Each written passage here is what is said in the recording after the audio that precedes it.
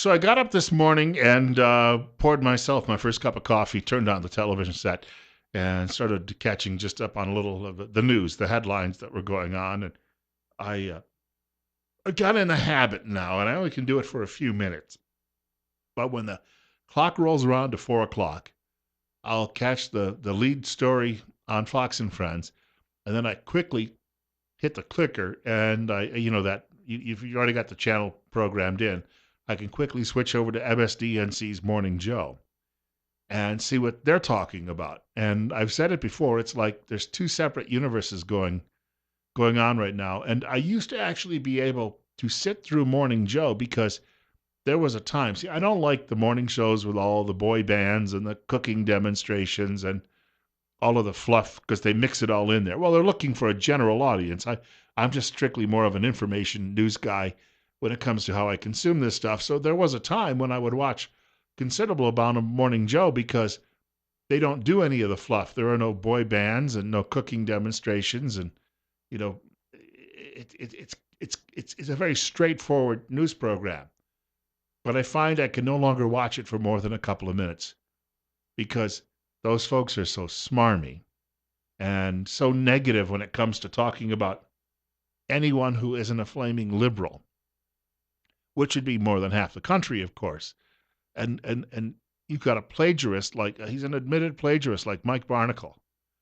And when they were talking about Melania Trump supposedly plagiarizing Michelle Obama at the Republican convention, I thought you can't have any credibility sitting here talking about that.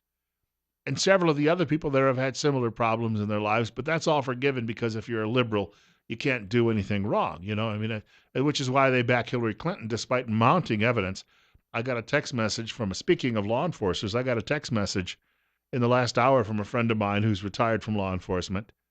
And he said, look, we've got enough right now to convict Hillary Clinton. How come we're not doing it? And I think that's a great question, but you've got folks in media, because somebody said the other day, I saw it on one of these shows, there's really the court of public opinion which is driving all of this when it comes to big name politicians. It's how the public in 1974 wanted Richard Nixon to go to jail and at least go to trial.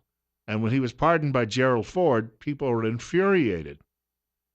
But media was driving all of that because media was saying, hey, Nixon's bad, Nixon's bad, Nixon's bad. Media had hated him going all the way back into the late 1940s because he was an anti-communist and he was actually out chasing down some of their fellow travelers. And so they never liked him for that reason. And so they created this media storm. And back then, there was no alternative media other than maybe watching William F. Buckley on Firing Line. And a lot of people didn't see that because public TV signals weren't that strong and there was very little cable saturation. Now we're looking at this today and we've got more alternatives, but still most people don't have the time to sit down and go look at the Weekly Standard or go look at the American Spectator or check out National Review. By the way, none of those publications are really behind Donald Trump, I should point out. Many of them are never Trump. But the fact of the matter is most people are still getting their news from traditional sources, at least enough of it that they're being hit with this barrage that Hillary can do no wrong and Donald Trump is a dangerous megalomaniac and he's nuts. That's what they want you to believe because they want to control how you vote on Election Day. The latest outrage, according to liberals from Trump, is a comment he made while he was giving a speech. I believe he was in Florida last night. And he made a comment about President Obama saying, look, that the whole situation in the Middle East, the collapse of certain, we started pulling troops out of Iraq too quickly, and he caused the revolutions to take place in Libya, and he helped destabilize the Assad regime in Syria. Assad, by the way, his family having fought with us in the first Gulf War, never a threat to the United States, but listen to what Trump had to say. ISIS is honoring President Obama. He is the founder of ISIS. He's the founder of ISIS. Okay? He's the founder. So over at Morning Joe this morning, it was essentially, how dare he? How could he say such a thing? Oh, that is mean. He's a racist bigot. How could he ever imply that Barack Obama caused the creation of ISIS or was the founder of it? Well, he's not literally saying Obama went over there and said, All right, I want all of you to sit down around the table, and here's how we're going to go about beheading Christians and burning people to death. And I'm telling you right now, I'm laying down the law, and I'm going to appoint all of you as my deputies. No, of course not. That didn't happen. You have to be a fool to think Donald Trump meant this in a literal sense. What Donald Trump said was, Mr. Obama created the conditions that allowed this to happen. Therefore, he is the founder of ISIS in that sense.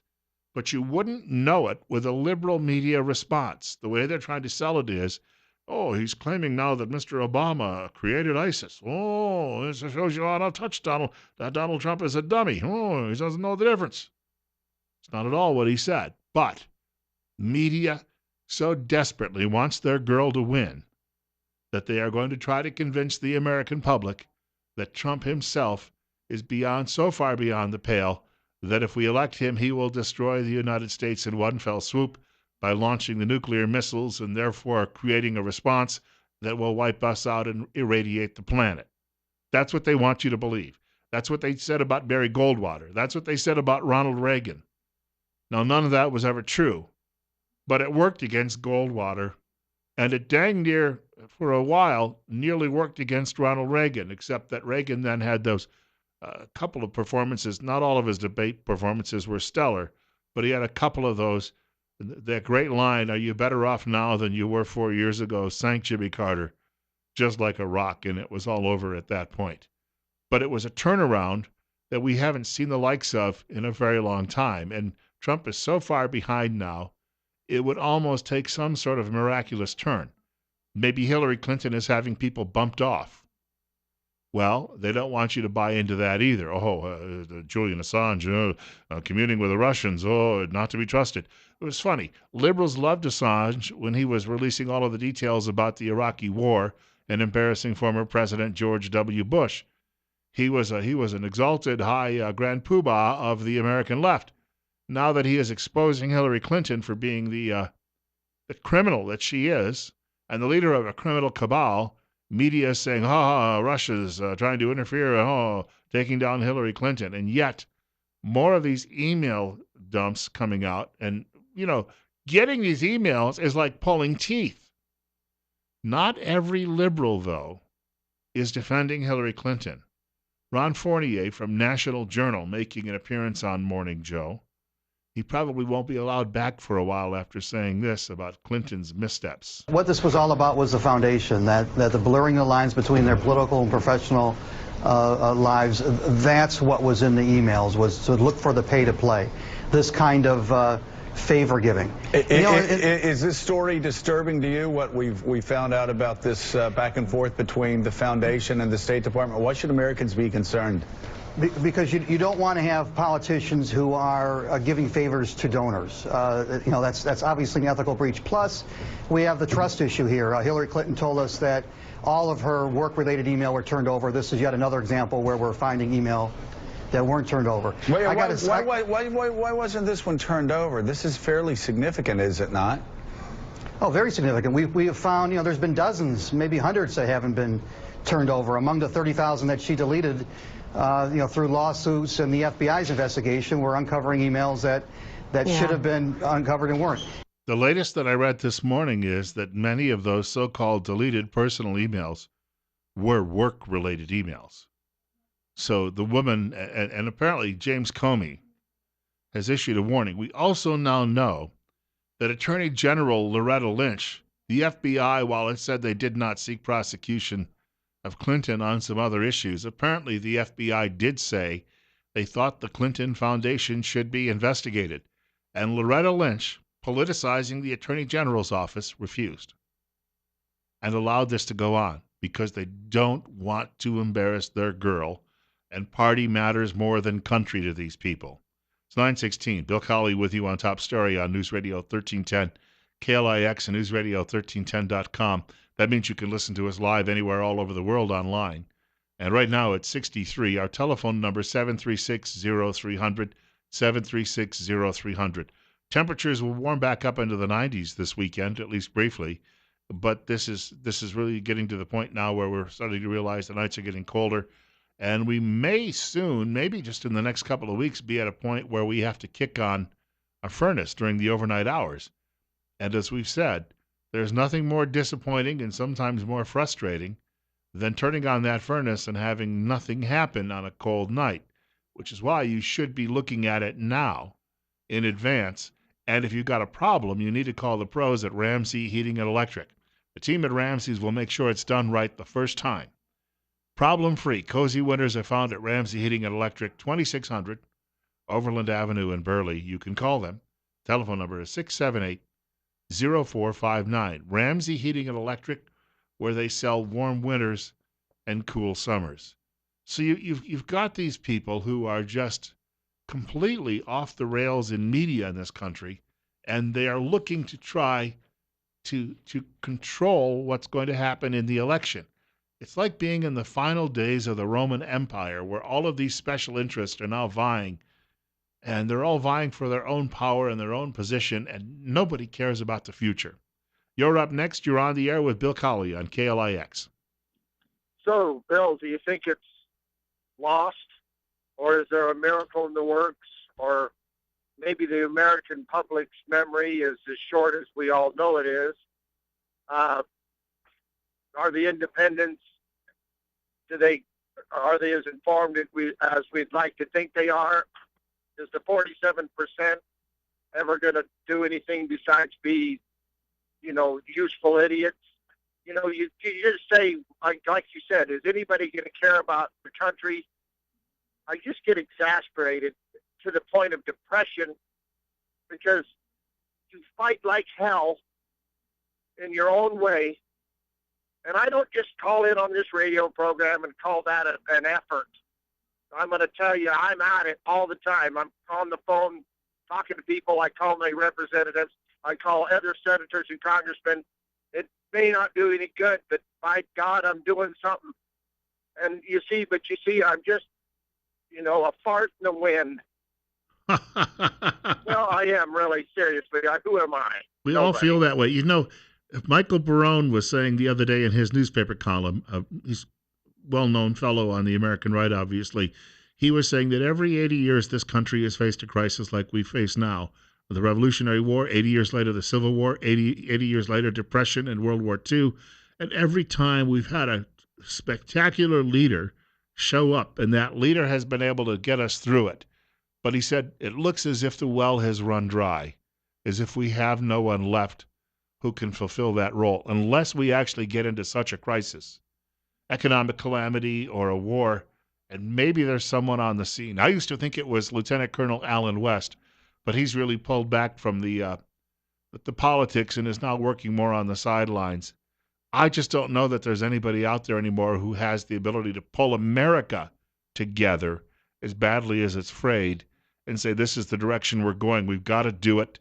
Let's all put our noses to the grindstone. Thank you for the call. We've got more coming up. There's a story in news. Senator Mike, when he was visiting in Twin Falls yesterday, had a meeting with the editorial board, and they got into a discussion about the refugee program and the vetting of refugees. He supports a temporary halt, but there's a bit more to the story. I'll do that in just a moment if we can. I do want to remind folks, we had a great telephone call in the first hour of the program from, of all people, Dr. Eric F. Jones. And Dr. Jones is a friend of our program, and we've been telling you for a number of months now about the fact that he can deal with some of your, so how shall we put it, wellness issues by using a lot of what you might call ancient methods that were tried and true long before we actually got into the big business of drugging everybody for everything that supposedly ails them. He's been in practice since 1993. Dr. Jones has a master's and a doctoral degree in marriage and family therapy, and Dr. Eric F. Jones uses methods of alternative healing, such as naturopathy, medicinal herbs, nutrition, sound waves, intellectual cognitive self-regulation, and apathy. Now, these things can help remedy and manage mental, emotional, physical, and even your spiritual challenges. He's currently accepting new patients. He has evening and Saturday appointments available. He's got 2 offices here in Twin Falls. Telephone number 731-7178. He's also at Facebook, Eric F. Jones, Ph.D., mental health and wellness therapist. And I wanted to mention as well, that's Eric spelled with a 925. Bill Colley with you on Top Story on News Radio 1310, KLIX, and newsradio1310.com. Caller joining us, you're on the air. Yes, my understanding, I don't know ramifications of this Hillary being, not prosecuted for what she did wrong before Congress.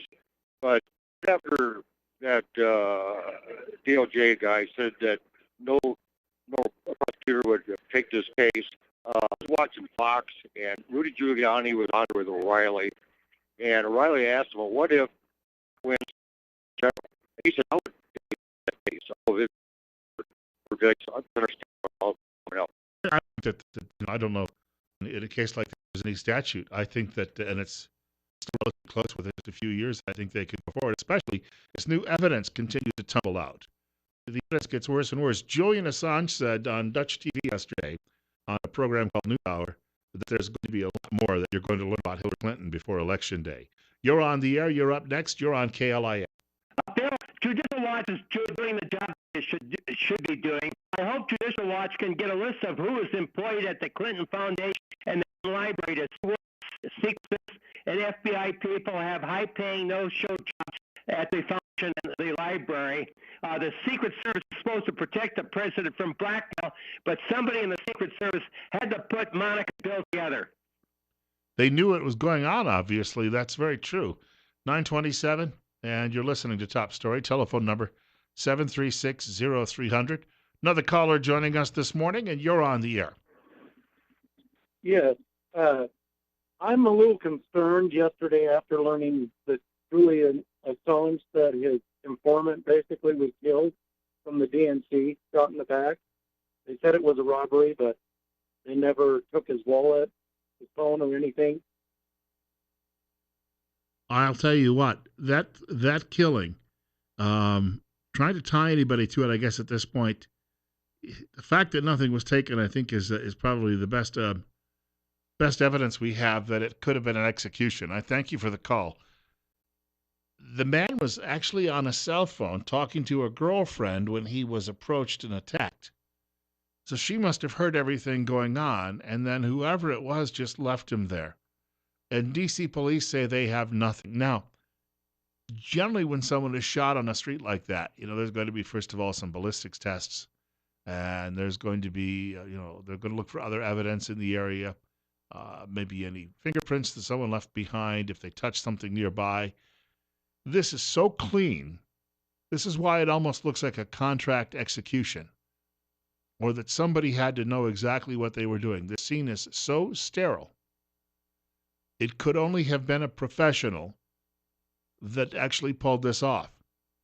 And if this was indeed the guy who was feeding the DNC emails to WikiLeaks, then you can only conclude that someone in the DNC was very unhappy with this young man.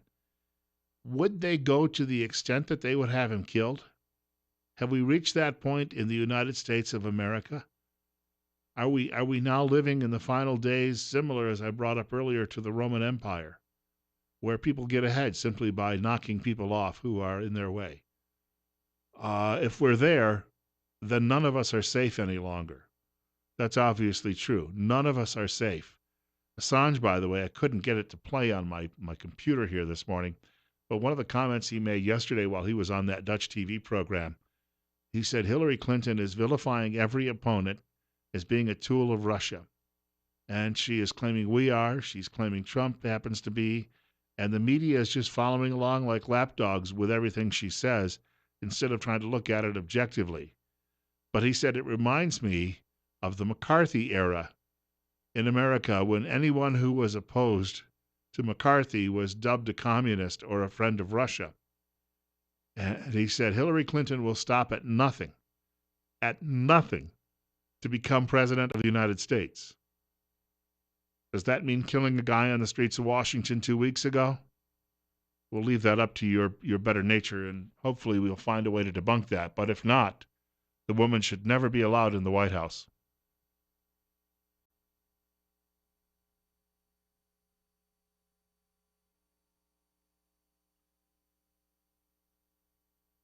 A few quick headlines to share with you. Drudge is saying that they've linked to a story. Ariana Huffington is leaving the Huffington Post, which she created. I liked her a lot better when she was on the Bullwinkle show. Boris! or when she was berating Oliver Douglas. But, it's obviously time for her to step aside and retire. And that publication isn't what it was just a few years ago. It's sort of become one of the also-rans in the big internet media shakeout. Also, I have a text message from a friend of mine. Now, this is a guy in the know because he worked for many, many years as a federal undercover narcotics agent in the Washington, D.C. metropolitan area. And he says Vince Foster's body was placed on the park bench. That was at Fort Marcy Park, by the way. That's a fact in the unofficial report from the U.S. Park Police Department. Now, I've been to the park. I drove there way back in 2010.